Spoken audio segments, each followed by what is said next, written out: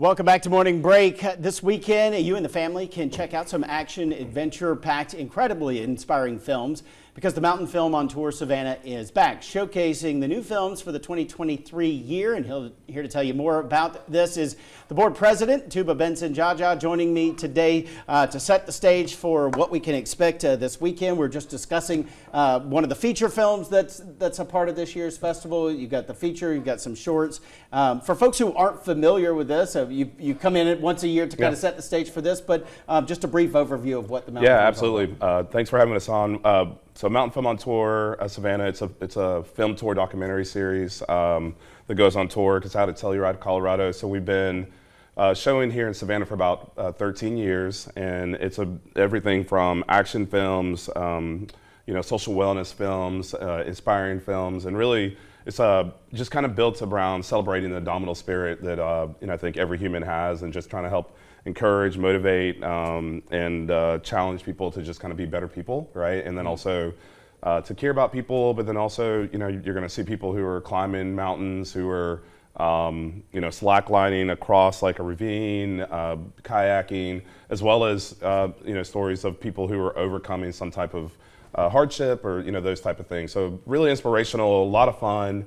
And we're super excited to be, in person for this event. I think COVID had us virtual for a couple of years, but in person for this event, and really looking forward to it. When you get to see some of these pictures, and you've been a part of this for years, what's more impressive to you, the inspiring nature of the stories that are being told, or just the visuals that get put on camera? Wow, that's a tough question. Actually, yeah, I think it's probably both. I mean, so the pictures are some of the most amazing stills and pictures that you can see. I mean, some of these directors and producers of the films, these are low-budget documentaries for for the most part, and so they're going out to places that you and I would probably never go to, right? And so that in itself is super inspiring. So I love like the visuals and the storylines that are told behind a lot of the films, but then also just the inspiring side for me. I love being inspired. I think it just kind of makes me think like, man, I think I could do a little bit more. I could give a little bit more to my community.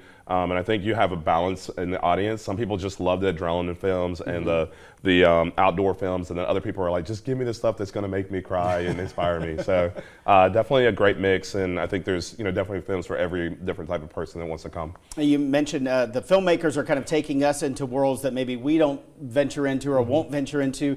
You're bringing these films to folks who may not be able to experience something like this, right. And especially students. Yeah, and that's one of our main pushes. It's called the Movies That Matters program. We actually get the opportunity to take these films, very diverse films, to about 11,000 public school students here in Savannah. And so it's one of those things that kind of grew, for over the years. And it's a mixture of virtual. We actually also bus some of the students into the Trustees and Lucas Theater. We'll also use the Yamacross Center, and then go out to a couple of high schools and show theaters there. We do a whole production, bring in guests that are sometimes featured in the students. It's featured in the films. The students love interacting with the guests. The guests are usually, we pick the ones that we know are going to be hip enough to like kind of get their attention, right, and keep them engaged. But it just is a really special program that we've been able to collaborate with the Chatham Public Schools and really make sure we can get the films out to students. The feature film this year's film called Torn, and you were briefly kind of explaining what it's about.